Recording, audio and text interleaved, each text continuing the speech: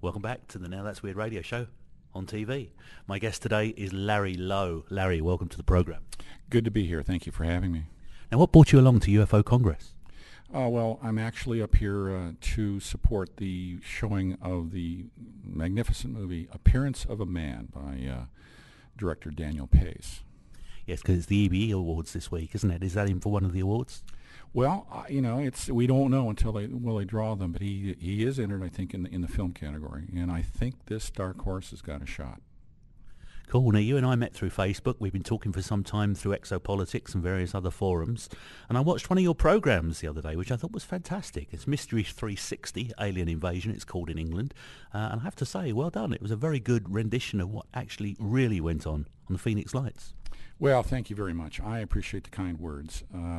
I think that this particular film breaks some new ground, not in the story, because it is just basically the story. There's a lot of facts we all know.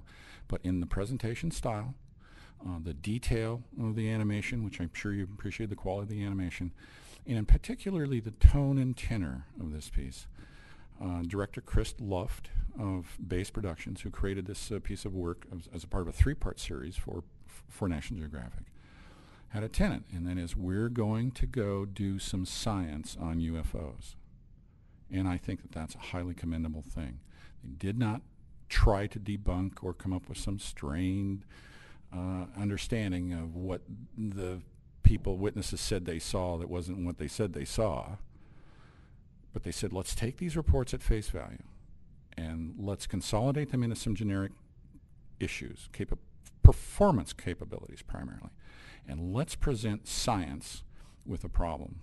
Can you figure out how this would be done if this was some sort of craft? And the short answer is there's no known human technology that would provide the propulsive and lift capabilities of the craft as they were observed by the witnesses, assuming they were solid objects doing some kind of real performance and not a projection. Now, I found that particularly interesting because the scientists themselves were, as you say, trying to reverse the technology in a way. I find the problem and then resolve it by actually building something that works or could do that. And of course, as you say, the way that this was turned around showed that nothing we have currently in our science could do the things that had been seen. But of course, the Phoenix Lights has many other parts to it. The one that always fascinated me was when the military first said it was flares. The flares were actually released, I think, around 10 p.m. and the first sightings of these lights in the sky were actually about 3 hours earlier, weren't they? There's always been a feeling in the UFO community, I believe, that this particular event was confabulated in the telling, because the only video that we really have that you see an awful lot of was taken by an individual by the name of Mike Kristen. And he was in North Phoenix around 10 o'clock. The television show tag had ended at the 10 o'clock break, and he got up and walked to his window, saw the first lights, and by an interesting circumstance, he was all ready to go. And he captured his video from about 10 to 10:05. Now, those lights have become iconic as the Phoenix Lights. But the main event happened somewhere between 6:30 and 8:30, all the way from Las Vegas. One report was our jets stopped giving chase at the Mexican border that night. Well, again, in your documentary, you show people reporting it all the way through, and you actually trace a line of flight as to where this thing seemed to appear from and disappear to, and it was over quite a long distance. One of the things that I was most proud to see in the film, there's just a statement that says over 450 kilometers in your parlance that night. There was thousands of reports, and we see a radar sweep of all the reports that happen from Vegas all the way down to the border, and you suddenly go, my Lord, the scope of this event is far beyond just some lights in the sky south of Phoenix. So Larry, tell me, how did you get into all of this? What made you go and investigate UFOs?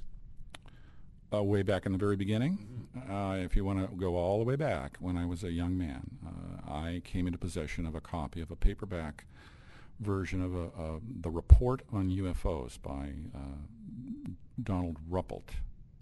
I've never been able to pronounce his name right. And I wore it out. because in a sense, that was the first form of real disclosure. Ruppelt had been head of the Blue Book Project, and he'd seen enough to convince him that something was going on. And he wrote a very fine little book about it.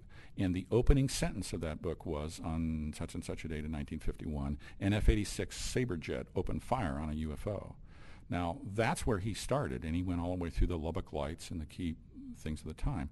Now, here we find all these years later, when the MOD changes their policy and releases some files, it turns out that Major Torres was also firing on a UFO, and it was a separate incident because Ruppelt was documenting something that happened in New Jersey.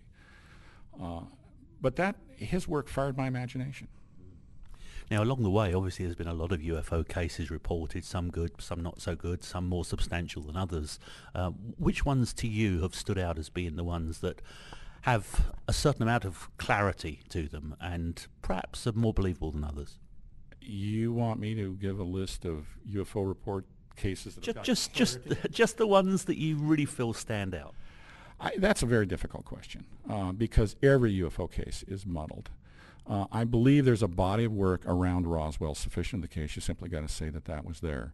One of the ones I think that was really kind of underrated and is important was Kenneth Arnold's sighting prior to Roswell, when he saw 9 objects and reported that he was a very solid citizen flying an airplane, did a timed estimate between 2 peaks and said these things are going 3,000 miles an hour.